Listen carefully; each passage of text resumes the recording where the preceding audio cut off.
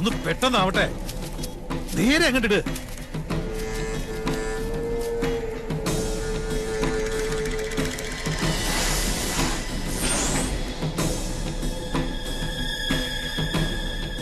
ആ പടവ് വരെ അങ്ങോട്ടിട്ട്. ആ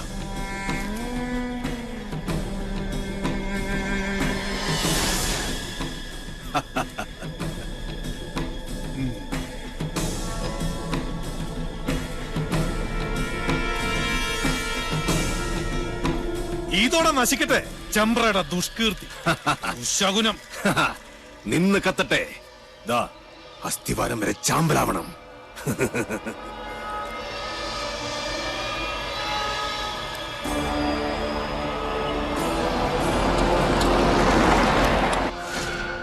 ഒരു തരത്തിൽ പറഞ്ഞാൽ ഇതും ഒരു ബ്രഹ്മഹത്യയാണ്. എല്ലാവരും മനസ്സിൽ അഷ്ടാക്ഷരി അങ്ങനെ ജപിച്ചോളുക.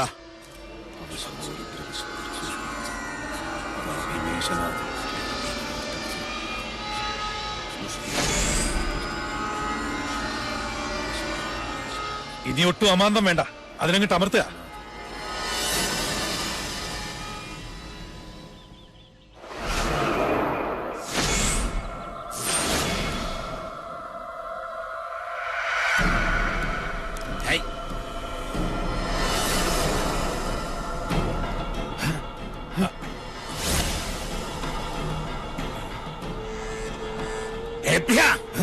എന്താ ഇത് പൊട്ടാത്തെ? എന്താ എന്ത് പറ്റി നോക്കട്ടെ.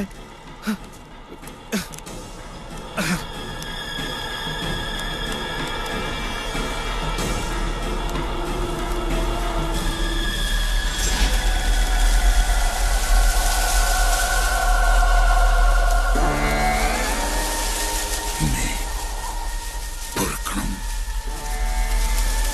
മക്കളുടെ മൂഢത മാർപ്പാക്കണം. അത് ലൂസ് കോണ്ടാക്ട് ആയിരിക്കും. ഒന്നും ഞെക്കി നോക്ക്. ഒരക്ഷരം വേണ്ടി പോരുത്. മണ്ട ഗണേശൻ, കണ്ണു തുറന്ന് നോക്ക്. അന്തരീക്ഷത്തിന്റെ മട്ടും ഭാവവും മാറുന്ന കാണുന്നില്ലേ? എന്തോ വരാൻ പോകുന്നെന്ന് എന്റെ മനസ്സ് പറയുന്നു. ശപസൂര്യ ശോഭയിൽ തെളിയുന്ന ദ്രോണ, നക്ഷത്ര കോടികൾ കഥിപനാം ദ്രോണ, ഉദയത്തിലോംകാര ശംഖമാം ദ്രോണ, ശരമാരിയാൽ ശിവനെ അർച്ചിച്ച ദ്രോണ.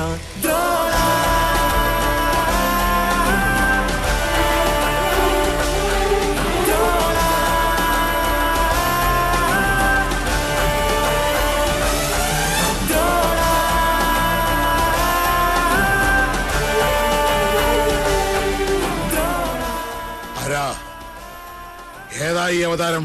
10 അവതാരങ്ങളും ആണുങ്ങളായിരുന്നു. ആണുങ്ങളെ കണ്ടിട്ടില്ലാത്ത മണിയങ്കോട്ടെ അച്ചിക്കോന്തന്മാർക്ക് പുരുഷ പ്രജകളെ കണ്ടാൽ കണ്ണിൽ ഇരുട്ട് കയർ, പിച്ചും പേയും പറയും. മാധവൻ, പട്ടാഴി മാധവൻ. ഇയാളെന്തിനാ ഇങ്ങോട്ട് വന്ന? അച്ഛനും മക്കളും വെച്ച പടക്കൊന്തേ പൊട്ടിയില്ലേ? രാവിലെ ഇല്ലത്തുനിന്ന് ഇറങ്ങുമ്പോ നെല്ലൂർമനെ കാറ്റത്ത് ധൂളിയാക്കി പറത്തിക്കളയാമെന്ന് വ്യാമോഹിച്ചു അല്ലേ? എനിക്ക് നെല്ലൂർമനെ ഇതുപോലെ കാണണമെന്ന് മോഹമുണ്ടെങ്കിൽ അത് തടയാൻ മാത്രം പോന്നവരല്ല മണിയങ്കോട്ട മണ്ണുണ്ണികൾ. മാധവൻ, പട്ടാഴി മാധവൻ, പട്ടാഴി മാധവൻ നമ്പൂതിരി. ഭഗവാന്റെ തിടമ്പ് പോലെ ചൈതന്യമുള്ള പട്ടാഴി മാധവൻ എന്തിനാ തിടുക്കപ്പെട്ടിപ്പ് ഇങ്ങോട്ട് വന്നത്? മന വാങ്ങാനോ അതോ കുഞ്ഞുണ്ണിയുടെ കൊലയറ കാണാൻ?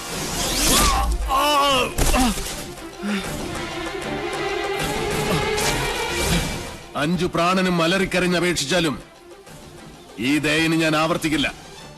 ഒരു ദിവസം അവസാനിപ്പിക്കും നിന്റെയൊക്കെ ധാർഷ്ട്യം ഞാൻ.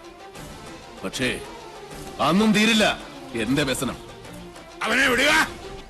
എന്താ വേണ്ടത് നിനക്ക്? എനിക്ക് വേണ്ടത് ഒന്നൊന്നായി ഞാൻ കൊണ്ടുപോകും. അതുവരെ കണ്ടുപോകരുത് ഒന്നിനെയും ഈ മുറ്റത്ത്. ഗുരുനാഥർ പറഞ്ഞ കേട്ടില്ലേ? ഇറങ്ങി പോവാ മുറ്റത്തുനിന്ന്. നീ ആരാടാ അത് പറയാൻ? നെല്ലൂർമനയുടെ ആധാരം തൊട്ടുപോകരുത് എന്റെ കുട്ടികളെ. അവരിൽ നിന്ന് കിട്ടിയാ കിട്ടിയതുപോലെ ഇരിക്കും. ജീവച്ഛവമായി കിടക്കാൻ എണ്ണപ്പാത്തികൾ ഇനിയുമുണ്ടല്ലോ മണിയങ്കോട്ട്.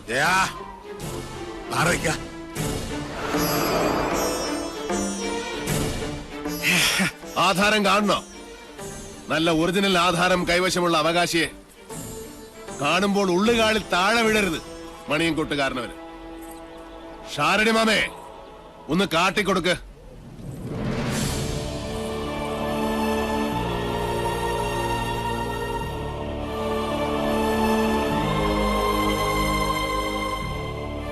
നെല്ലൂർ മനയുടെ അവകാശി തുളസിമണി. മനസ്സിലായില്ലേ? നെല്ലൂർ ഹരിനാരായണന്റെ ഒരേ ഒരു മകൾ.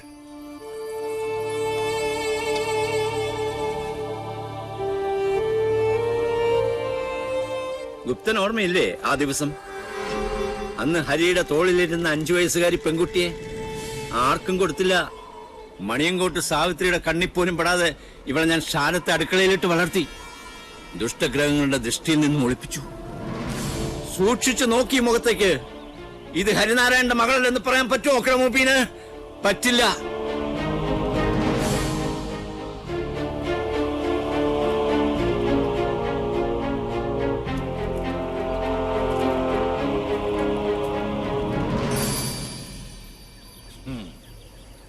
പാവം ഈ ശാരൻ. 7 സമുദ്രങ്ങൾക്കപ്പുറം ഒളിപ്പിച്ചിട്ടും നീ രക്ഷപ്പെട്ടില്ലല്ലോ മോളെ. എത്ര ആവാഹിച്ചിട്ടും സാവിത്രി ഇറങ്ങി വരാത്തതിന്റെ രഹസ്യം ഇപ്പൊ മനസ്സിലായി. കാത്തിരിക്കുക അവള്. ചെല്ല്, വലതുകാല് വെച്ചങ്ങട് കയറുക. ഈ തുളസിക്കതിരും സാവിത്രി പറിച്ച് തലേ ചൂടും. അതിനു മുമ്പ് സാവിത്രിയെ ചുട്ട് ഭസ്മമാക്കി നിങ്ങളുടെ നെറ്റിയിൽ ചാർത്തിയിട്ടുണ്ടാവും മാധവൻ. പഞ്ചഭൂതങ്ങളും അഷ്ടദിക്കുകളും 5 സ്വരൂപത്തിൽ വാഴുന്ന ഈശ്വരൻ സാക്ഷി. ഇന്ന് തുടങ്ങും നിന്റെയൊക്കെ രാപ്പനി. പോ, ചെന്ന് രാശി വെച്ച് നോക്ക്. നിന്റെയൊക്കെ ലഗ്നത്തിലും ചന്ദ്രനിലും മൃത്യു നിറഞ്ഞു നിൽപ്പുണ്ടാവും. പോ, വന്ന വഴിക്ക് പോകാൻ. മക്കൾക്ക് അച്ഛൻ വഴികാട്ടി കൊടുക്ക.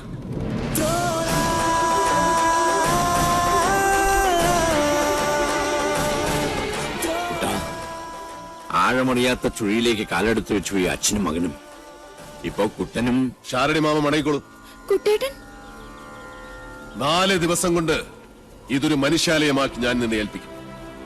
അതിന് സാധിച്ചാൽ മാത്രം പട്ടാഴിക്ക് മടങ്ങും. അല്ലെങ്കിൽ എനിക്ക് ചിത കൂട്ടാൻ കിഴക്കേത്തൊടിയിലെ മാവ് പോലും വെട്ടരുതെന്ന് അമ്മയോട് പറയണം. ശവം പാഴ്വിറക് കൂട്ടി അതിലിട്ട് കത്തിച്ചു കളയണം.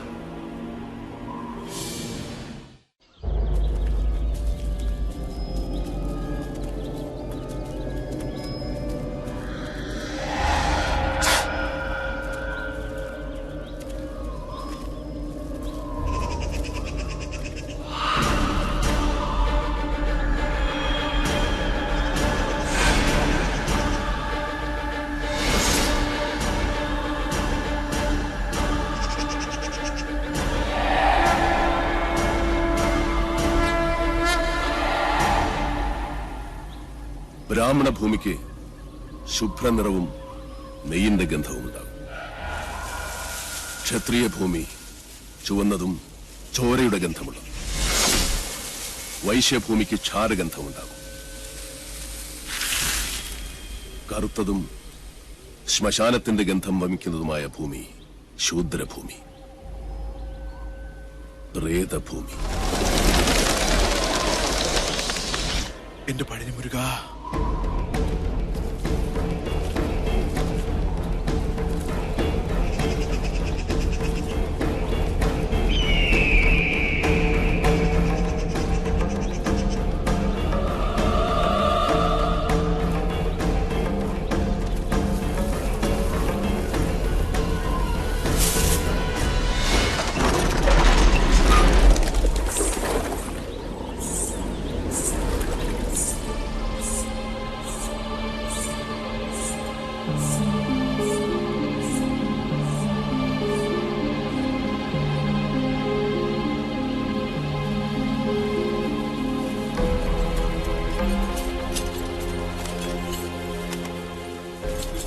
കൊള്ളാം. ഉളിയന്നൂർ തച്ചൻ മണ്ണും മരവും കൊണ്ടെഴുതിയ കവിത. ഭൂമിയിൽ ഒരു തച്ചന് 8 തരം ഗ്രഹങ്ങൾ പണിയാം. അതെ, എന്തോ ലക്ഷണം കണ്ടിട്ട് നെല്ലൂർ മന ഏതിനത്തിൽപ്പെടും? ഹിരണ്യനാഥം, സിദ്ധാർത്ഥം, സുക്ഷേത്രം, ഏത്? തെക്കിനി, പടിഞ്ഞാറ്റ, വടക്കിനി കിഴക്കിനി 4 ചേർന്ന് നിൽക്കുന്നത് യമശൂർപ്പമല്ല, തീർച്ച. യമദൈവതം മരണം മാത്രം പ്രദാനം ചെയ്യും. അമ്പട തച്ച.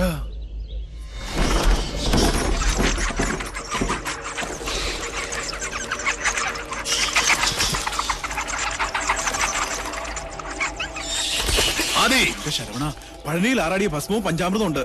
ഒന്നും ഭയപ്പെടണ്ട, അടുക്കില്ല ധാത്രി.